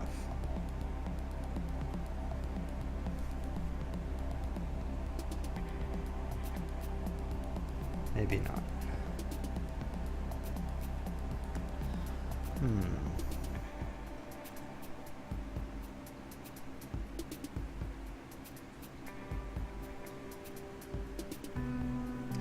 The only thing I don't want it to do is possibly make it look brown.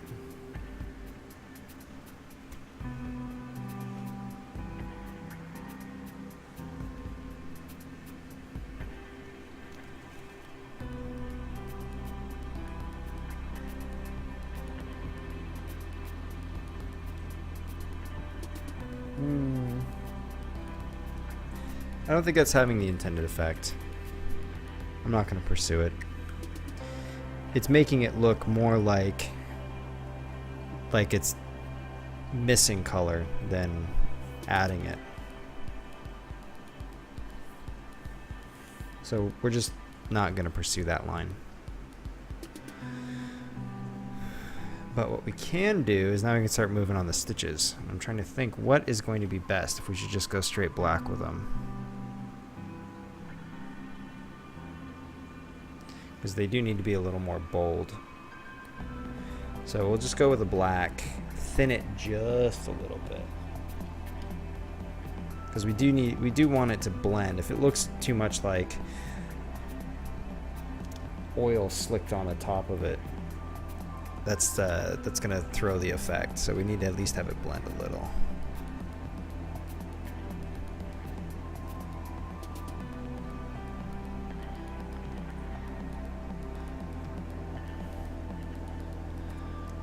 This is gonna be tedious, I think. I think.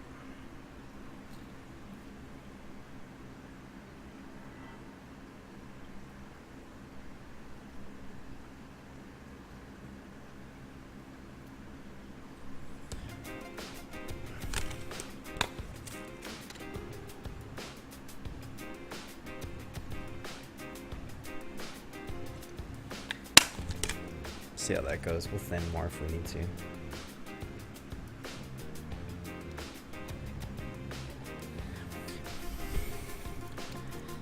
Yeah, we added the red paint. Here's if I can throw the... See if I can get close to it. I didn't want to throw it on too hard because I think it would just look silly. And I don't have a color of red that I would really be happy with. I don't know if you can kind of see it, but I painted it right in here. You can kind of see it most right there.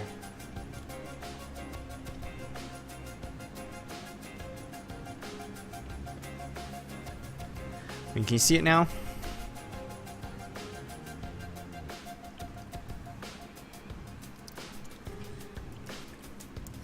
I mean, that was the intent. It just needed to look like it was a little red, and I don't know. I don't like how it turned out, and also the skin tone we went with doesn't really have a look like it's actually alive anymore.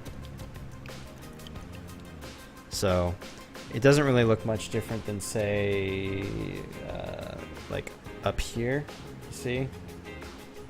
Where it looks just like it's not painted, which is kind of what's going on there. So I don't know if it's going to be worth trying to make that work. But since the camera's already set up and pointed that way, I will start painting stitches there. Actually, let's start with stitches in the back.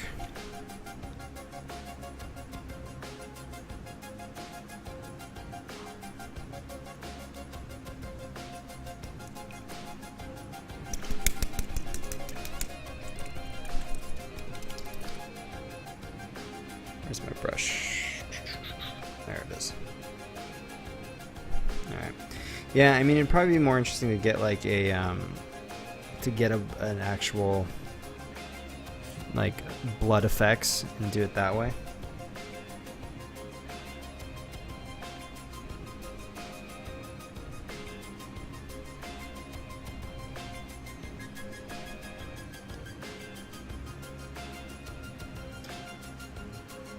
A little too dark.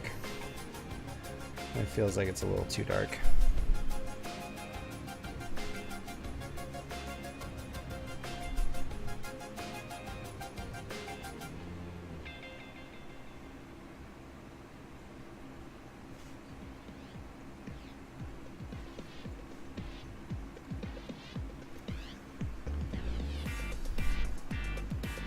Yeah, maybe a little brown.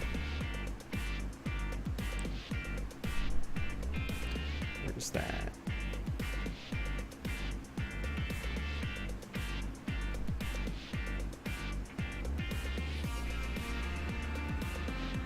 Just a little. I mean, now that we're getting further along, I think it looks really good where it's at right now, which is why I'm being very, very careful on how we proceed. Because it really, we're not at a place where we can really easily undo work. So we want to make sure that if we're going to do something, it's really worth doing. And that's why I decided to just say screw it. We're not going to put that on there. But stitches though. Hopefully the stitches don't prove to be as difficult to paint on as they would be to stitch by hand.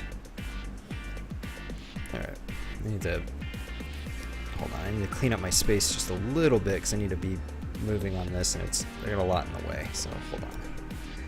Let's see, black. I really don't need all these brushes.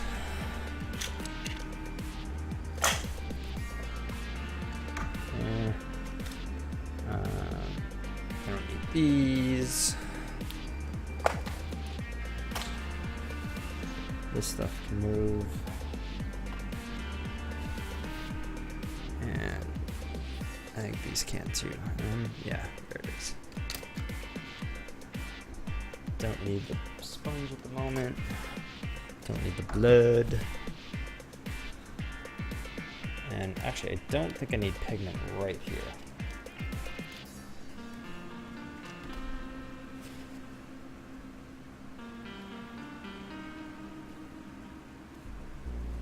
All right, let's so I just got to clean the space up a wee bit, and then that way we can actually work on this a little more rapidly.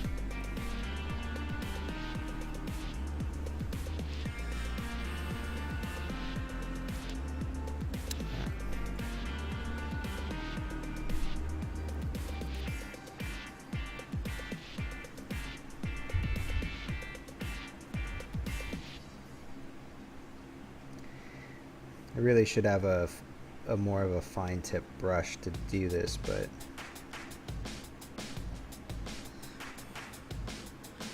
it's kind of what we have to work with at the moment.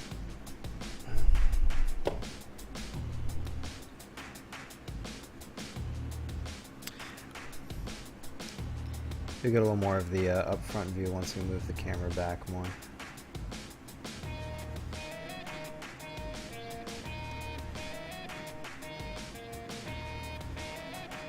But for now, I'm just gonna do this.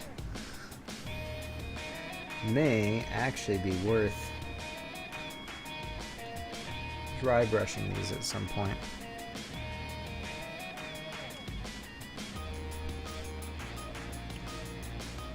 But for now, we'll just work our way through, stitch by stitch.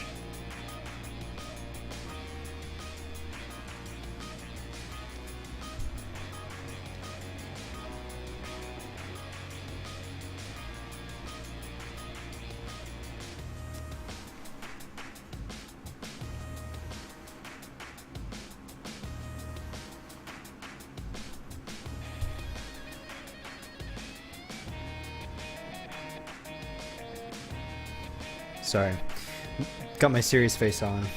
I'm doing detail work. I tend to zone out a bit and stop talking, which is bad for a stream.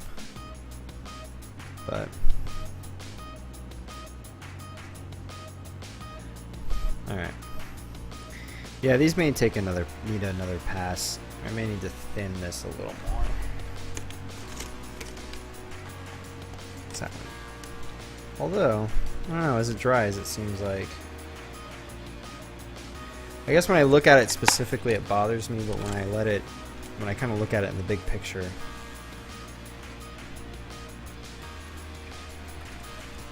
And I'll switch to the overhead cam where we can see the effect. I think it's actually pretty necessary. It really does pop out the piece a little more.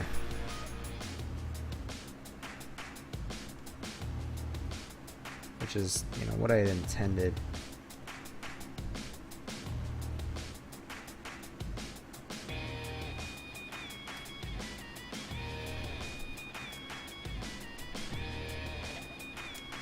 Just try and make sure it doesn't look like, you know, the stitches are painted on, because I think that would be kind of cheesy. La chills. It'd be a little fromage. Try and get the cavities caused by the stitches a little done too.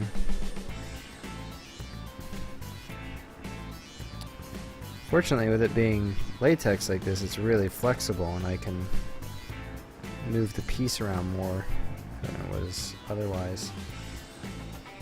A rigid project.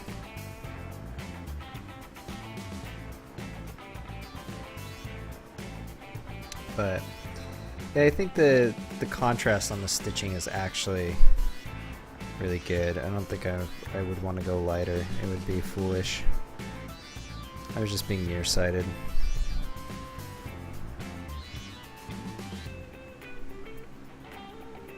I don't even know if it'll be worth dry brushing over it, or if that would just ruin it further.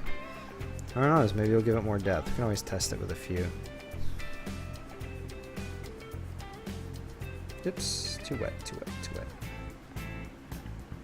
I think it's just, it goes on. As it dries, it picks up the detail a little better and conforms to the texture that we'd put in there.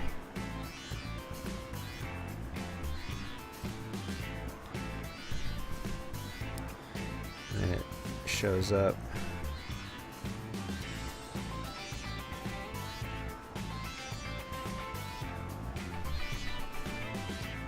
Let's see, get this side. Actually, once I get this little grouping of them done, I'll switch over to the wide cam and we can take a look and see how it looks.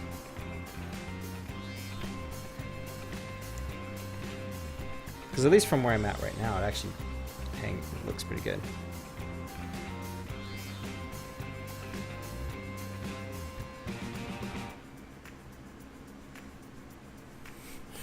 No worries, Narcraft.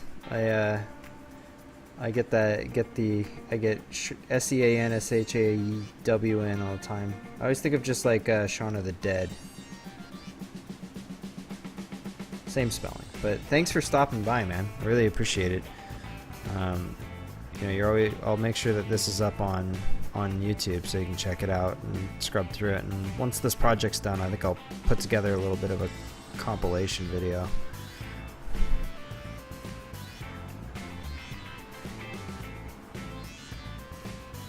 And of course, thank you, Ricky. Your support is much appreciated, especially coming from actual YouTube talent.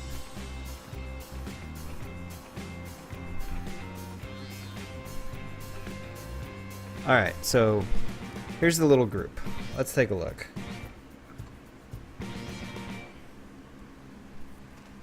Let's kick over wide and see. Okay, look at that. Look at that. That is much better, I think. That the contrast for how dark this is, it's kind of nice because it's light, or it's dark for depth, light on top, and then the dark really helps it pop out. Let's see if I can use this cam to kind of show. I mean, look at that.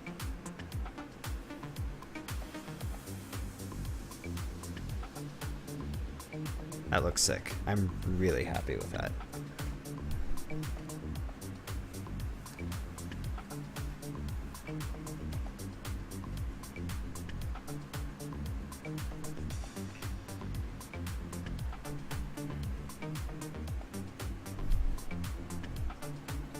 I'm sure there's like easier and faster ways to do all of this, but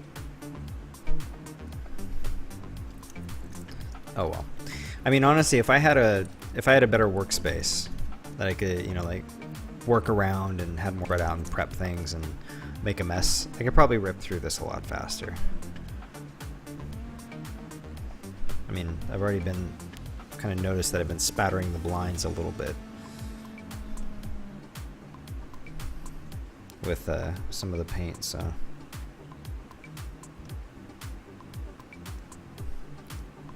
it was pretty dicey trying to mix a bunch of plaster in the middle of the living room.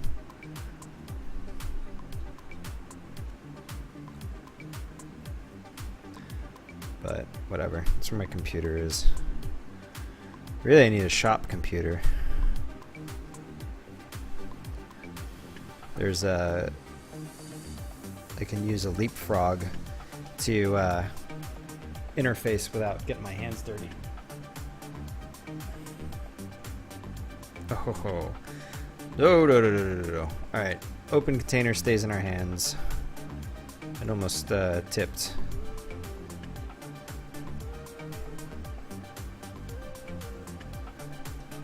Just asking for it. What time is it? Oof. 2 hours goes by fast. Oh well. I actually think that this is the last step that we need to do for paint wise. I don't think we really need to do much more. Actually, I don't think we really need to do any more painting after the stitches. So we'll get them painted down and then we'll talc it. And then that should pretty much seal it up and give us the real final look that we're going for. And then that'll make it ready to glue down and mount to the cover of the book. I actually have to do a little repair on the book itself because I ripped out the pages to dye separately. So we'll need to reattach the pages and then attach the cover itself. So still kind of debating on how we want to do the inside, but I kind of almost feel like what we'll do is we'll do we'll wrap it, maybe carve the latex up a little bit so that it has a rough irregular edge, and we can actually use more liquid latex to paint the inside of the cover. Just do like a really light layer, maybe tint it and blend the edges a bit. Maybe that's where we can get a little more gory. You can also use, like we did with the cotton backing, but instead you do it to work texture into the inside of the page, and maybe that's a way we can kind of hide the seams, make it look really, really, really like it was one solid piece.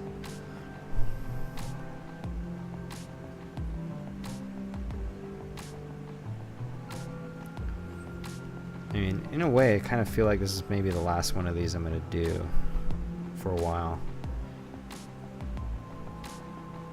It's always been a pursuit for better, better, better, and I feel like I may actually have hit something that's worth saying, okay, I got it, I conquered it.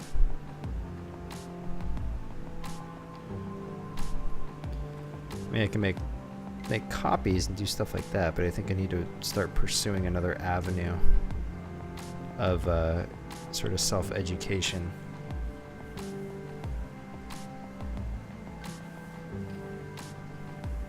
I was wondering where you went, RBP. Wasn't like you to split without saying goodbye. Glad you're back. We're just painting some stitches on, and I think it looks fantastically great.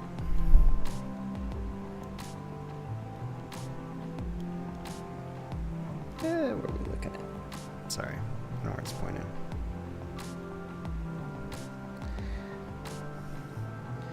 The just really dark black stitching really is making it pop.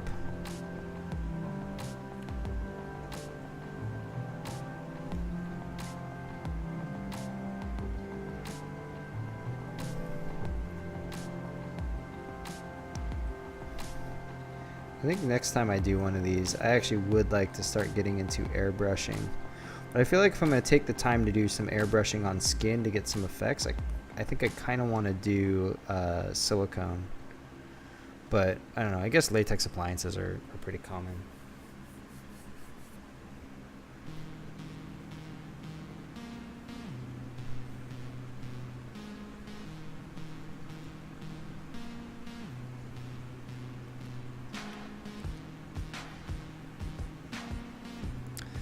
Probably flip this around at some point and make sure we go back in, get all the other side, get the different perspective on things, you know.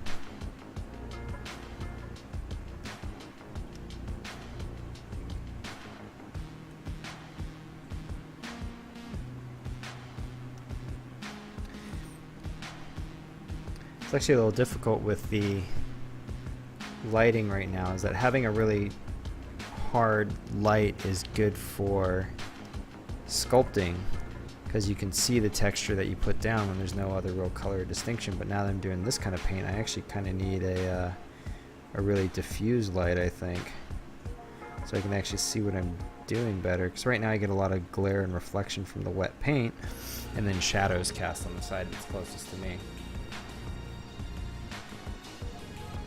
Yeah, that's actually a really good shot. Look at that. Like, those black stitches on there really do pop out better.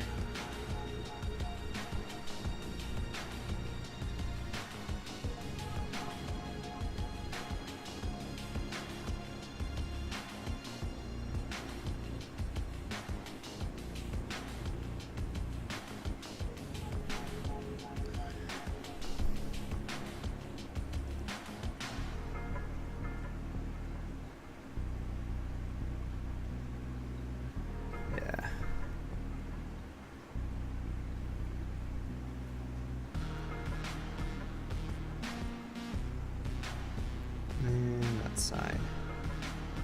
Just want to make sure it doesn't look like just a quick slap coat of paint on top of the stitch.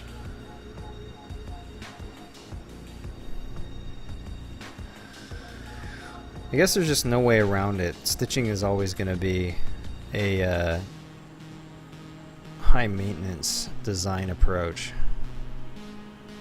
Maybe that's really the lesson I meant to learn here. It doesn't really matter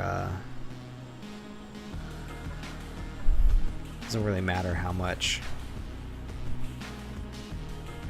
pre-prep and effort I put into trying to avoid it. At the end of the day,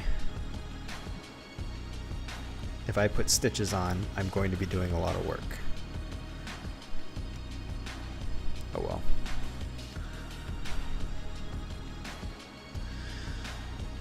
Suffer for art, I guess.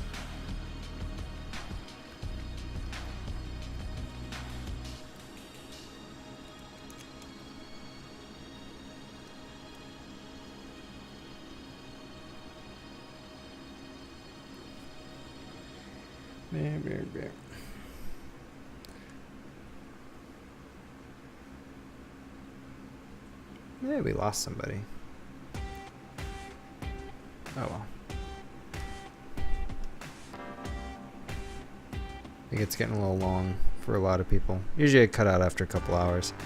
That's the other thing, is tonight's different, tonight's special because we're so close to finishing up, but usually I'm gonna have to start really making sure I cut things down to 2 hours, because YouTube it's splitting the videos up and I've been getting weird little splits.